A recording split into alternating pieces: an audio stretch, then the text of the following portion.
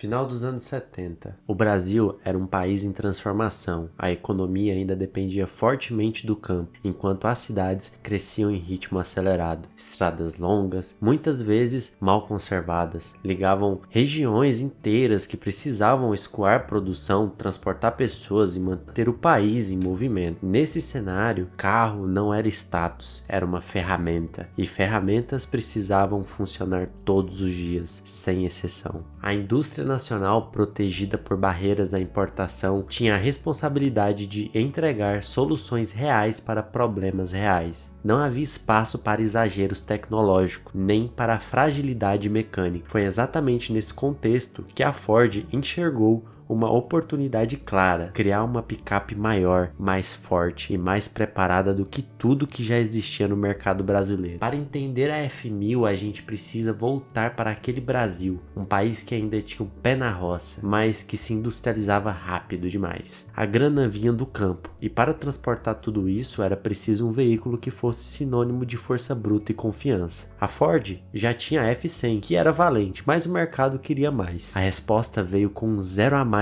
no seu nome, que significava muito: a capacidade de carga de 1000 quilos e, o mais importante, um novo coração pulsando debaixo do capô. A F1000 nasceu com uma evolução da sua irmã mais velha, a F100, herdando o chassi parrudo e a carroceria que todo mundo já conhecia e confiava, mas ela foi feita para ser superior. Com a mecânica vinda do caminhão F4000, a F1000 era na real superdimensionada para o trabalho, era feita para aguentar o tranco e com folga. Freios a disco na dianteira e direção hidráulica como opcional representava um salto real de modernidade e segurança para a época. A F1000 não era apenas uma ferramenta de trabalho, ela passou a ocupar um lugar diferente no imaginário brasileiro, o de símbolo de trabalho. Sua chegada foi tão bem sucedida que nos primeiros anos era vendida como ágil, um fenômeno raro no mercado nacional, que deixava claro o quanto o Brasil precisava exatamente desse tipo de veículo.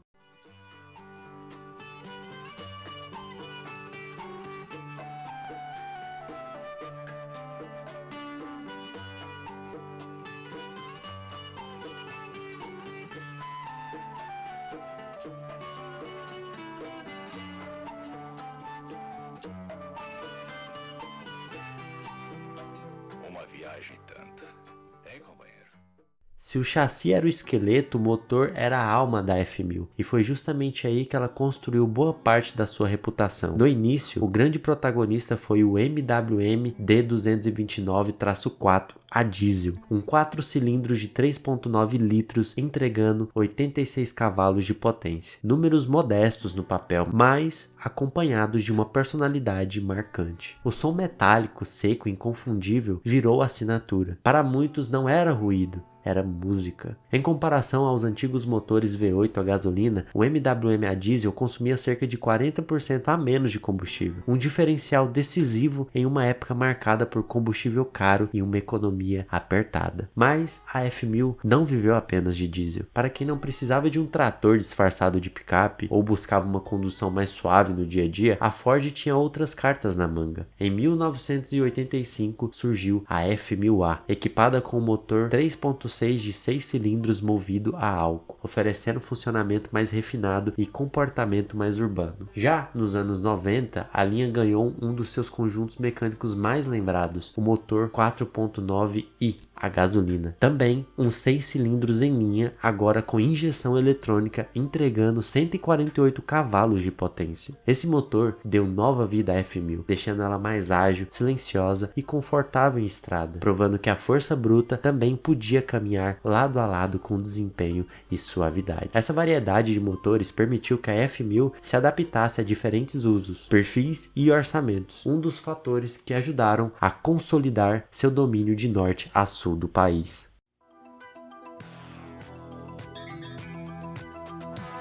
Para aguentar o baque, Ford F1000. Para aguentar o tranco, Ford F1000.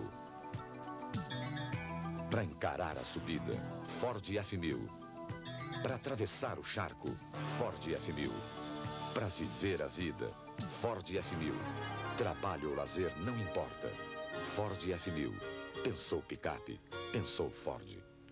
Com a chegada dos anos 80, a F1000, que era já um sinônimo consolidado, começou a dar sinais claros de refinamento. Em 85, a Ford apresentou a Super Série Especial, a SSS, uma edição limitada com pintura exclusiva e rodas estilizadas que hoje é objeto de desejo entre colecionadores. Foi o primeiro indício de que aquela picape bruta também podia ocupar um espaço não só funcional, mas como também emocional. Mas a evolução não parou por aí. Em 86, diante da chegada de uma nova e forte rival, a Chevrolet D20, a F1000 passou por sua primeira grande atualização visual, faróis retangulares, uma grade mais imponente e presença ainda mais marcante nas estradas. No ano seguinte, surgiu o icônico Santo Antônio na caçamba, um elemento que se tornaria a assinatura visual do modelo. Aos poucos, a Ford foi aprimorando cada detalhe. Eixo traseiro reforçado para suportar cargas maiores, lanternas herdadas da Pampa e uma paleta crescente de cores e acabamentos. Foi também nessa década que a maior rivalidade entre picapes do Brasil ganhou forma, F1000 contra a D20, uma disputa que ultrapassava as concessionárias, dividia famílias e dominava as conversas de bar. A F1000 era conhecida pela suspensão mais macia, quase com comportamento de carro de passeio. Já a D20 carregava a fama de ser mais dura, mais direta, uma picape raiz, vamos assim dizer. A Chevrolet acabou saindo na frente ao apostar no motor turbo, mas a resposta da Ford não demoraria e mudaria completamente o jogo. Essa rivalidade acabou empurrando as duas marcas a se superarem constantemente, e no fim das contas, quem mais ganhou foi o brasileiro, que viu as picapes deixarem de ser apenas veículos de carga para se tornarem máquinas cada vez mais potentes, refinadas e desejadas.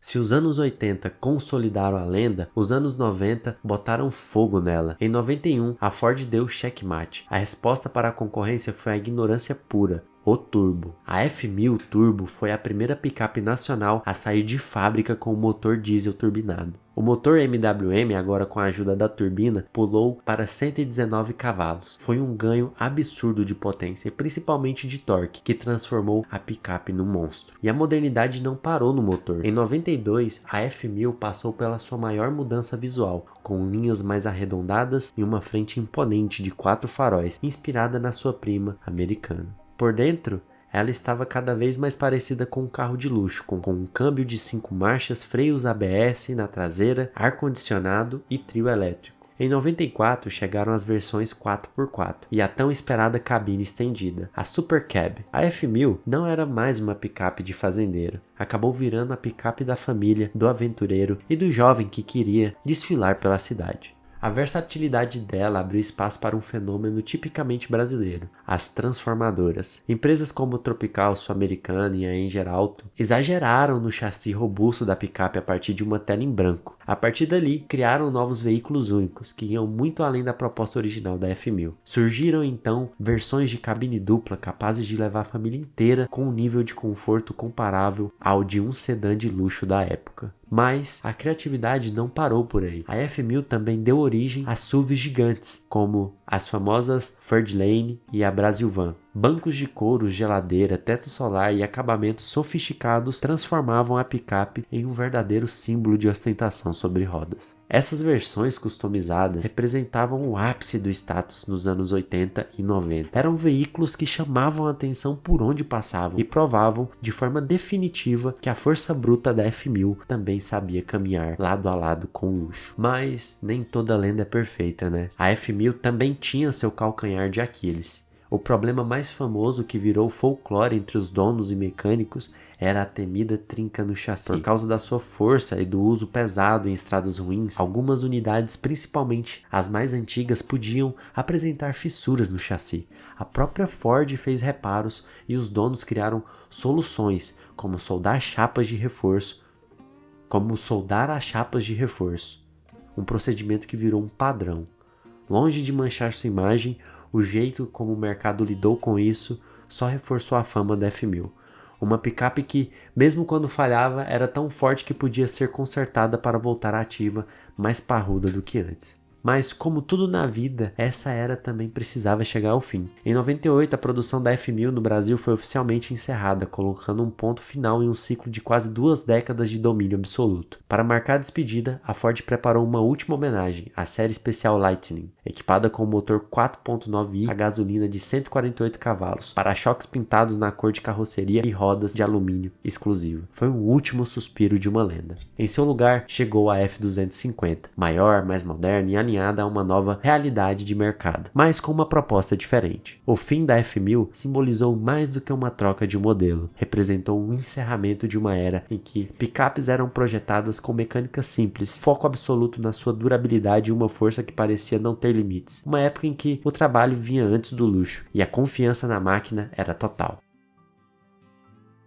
E aí, curtiu relembrar ou conhecer a história dessa máquina? Se sim, não esquece de deixar o like e se inscrever no canal para não perder as próximas lendas. O legado da Ford 1000 é muito maior do que qualquer número de fábrica. Ela foi uma picape que ajudou a construir o Brasil, que carregou nas costas o peso do agronegócio, da construção e dos sonhos de milhares de brasileiros. Ela desbravou estradas de terra, ligou o campo à cidade e virou um membro da família de muita gente. Hoje, ver uma F1000 bem cuidada na rua traz para alguns o sentimento de nostalgia e respeito. É um monumento sobre rodas e um testemunho de uma engenharia feita para durar. A F1000 não foi só uma picape, ela foi uma força da natureza, uma parceira de trabalho incansável e, acima de tudo, uma lenda indestrutível que o Brasil com certeza nunca esqueceu.